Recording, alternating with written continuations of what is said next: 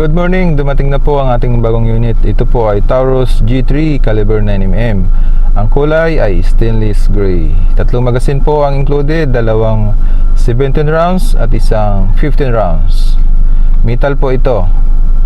Unlike sa ibang pistol, kadalasan kasi dalawang magasin lang. Kung sa usapang tactical naman, 3 magasin po ang advisable. Ang unit natin ay Taurus G3 caliber 9mm. Ang barrel length nito ay 3.9 inches. At ang kabuuang haba ay 7.2 inches. At ang sight nito ay white dot na adjustable. Ang bigat naman ay nasa 0.7 kilograms lang. Yung slide ay stainless steel at polymer naman yung grip and frame.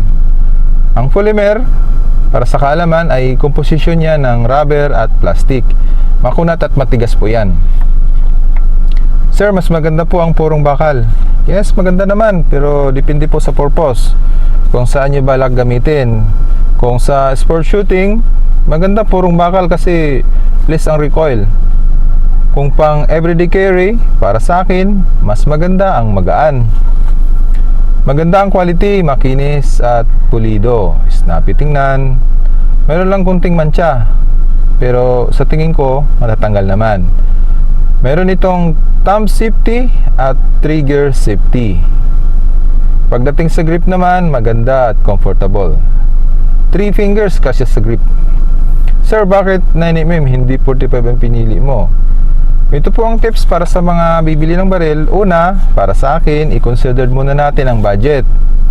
Kung malaki ang budget mo, well, makakapili ka ng mas magandang firearms.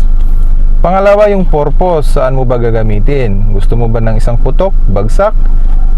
Ay, caliber 45 piliin mo. Hindi na makakatakbo yan. Kung mahilig ka naman sa sport shooting at pang everyday carry, 9mm piliin mo. Mura lang ang bala kumpara sa 45. So, magkano nga ba ang ginastos ko?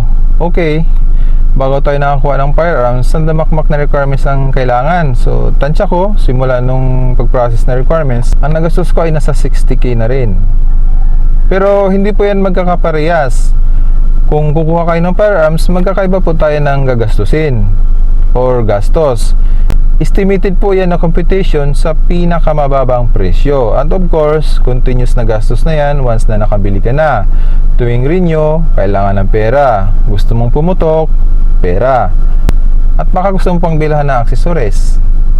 At bakit Taurus yung napili kong bilhin? Well, bago ako nag-decide, marami akong tinignan at pinag-isipan. Binisita ko rin yung Armscore.